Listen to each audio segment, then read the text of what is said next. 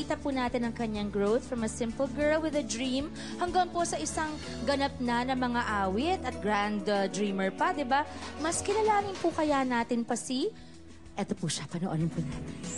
May bagong singing idol ang bayan. Sa loob pangan natin ang bawat kilos at galaw niya. Pinakasubaybayan ng iba't ibang diskarte sa pagkanta. At sa Grand Dream Night, pinakamataas na boto ang nakuha niya. Ang dating ordinaryong working student mula sa Sultan Kudarat, ngayon, Grand Star Dreamer na. La Arnie Lozada of Pinoy Dream Academy Season 2. Sa kantahan, ikaw ang bago naming idolo.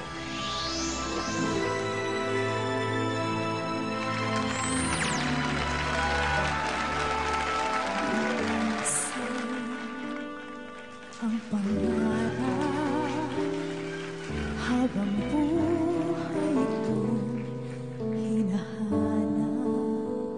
Bakit nga ba nakapagtataka pag ito ay nakamtan mo na? Bakit may kulang pa?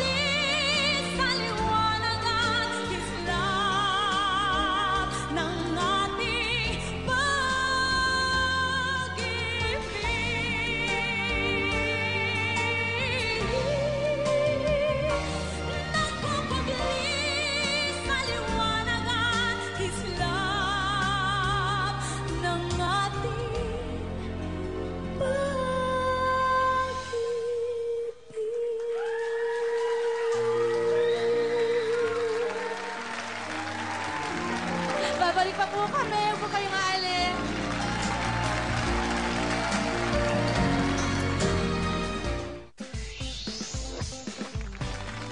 Sa Arnie, ano nang pinakamalaking nagbago sa iyong buhay since you won?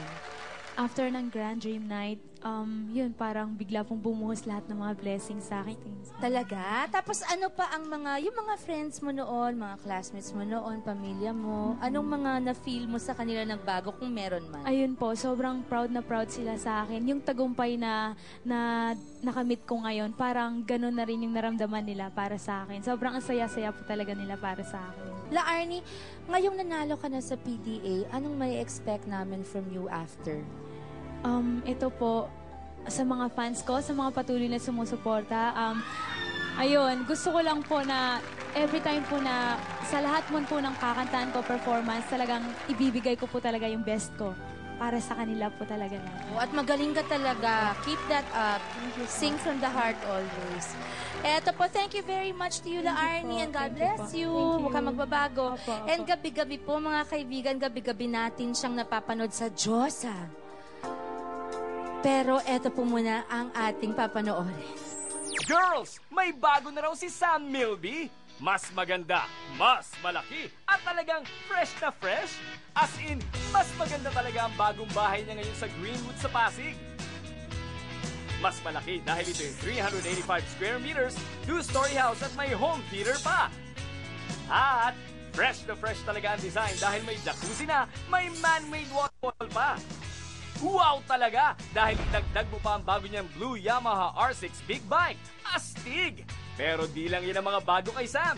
Dahil may bago din siyang indie film na dapat abangan bago matapos ang taon. Ang Cool de Sac.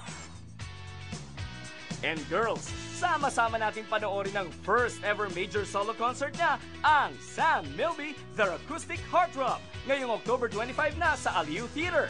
At yan ang mga bago sa Acoustic Heartthrob, Sam Milby.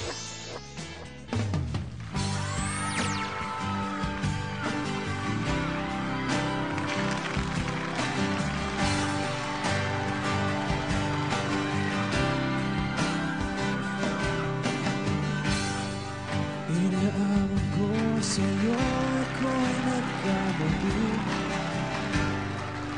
Saan ko'y patuloy? Nagsisisi sa nagawang kasalanan. Tunay ko na lahat, ako'y inisan mo. Pagmamahalan natin ay bilang naglaho. Ngunit ikaw pa rin ang sinisigaw ng damdamin. Pilitin mang iwasan kahit hindi ko magawa. Dahil ikaw pa rin ang sinisigaw ng damdamin. Kahit lumipas na ang ating mga panahon, pag-ibig ko sa'yo ay hindi nagbago. Dahil sa ika'y mahal pa rin.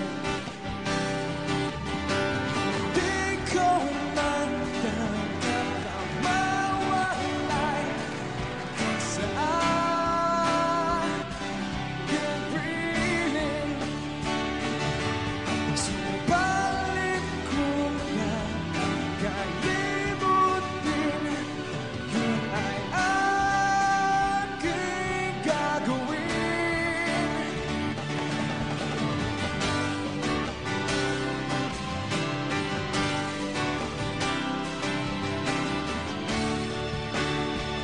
Ngunit ikaw pa rin ang sinisigaw ng damdamin. Pilitin mang iwasan kahit hindi ko magawa. Dahil ikaw pa rin ang sinisigaw ng damdamin. Kahit lumipas na ating mga panahon, pag-ibig ko sa'yo ay hindi nagbago. Dahil sa ika'y mahal pa rin.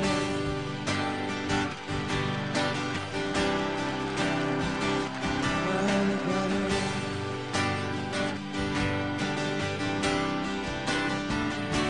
Mahal pa rin.